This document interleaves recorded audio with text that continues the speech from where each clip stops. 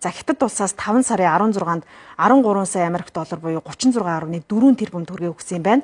За үүнээс өөр зээл тусламж нэмээд байхыг үгүйсэх аргагүй.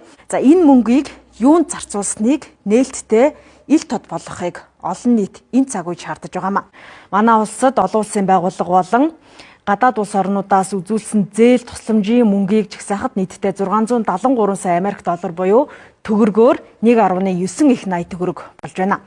За энэ мэтчлэнгээр маш их хэмжээний мөнгийг олгосон байгаа. За энэ дэлгэцэн дээр гаргаагүй зарим тоог бас та бүхэн нэмж мэдээлье. За Хятад улсаас 5 сарын 16-нд 13 сая Америк доллар буюу 36.4 тэрбум төгрөгийг өгсөн юм байна. За Азийн хөгжлийн банкнаас 5 сарын 12-нд 100 сая Америк доллар буюу 280 тэрбум төгрөг. За мөн Европын холбооноос 5 дугаар сарын 29-нд 43 сая Америк доллар буюу 145.5 тэрбум төгрөг.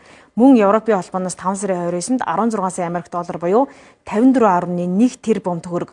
За энэ мэтчлэнгээр хамгийн сүүлд Япон улсаас 2020 оны 10 сарын 10-нд 644 тэрбум төгрөгийн тусламж өгсөн байгаа. За энэ бүх мөнгөн дүнг чагсаах юм бол 3 сараас хойш манай улсад олон улсын байгууллага гадаад улс орнуудаас нийтдээ 673.5 сая Америк доллар буюу за төгрөг шилжүүлэх юм бол 1 их 80 920 тэрбум 418 сая 800 мянган төгрөгийн тусламж үзүүлсэн болж таарч байна.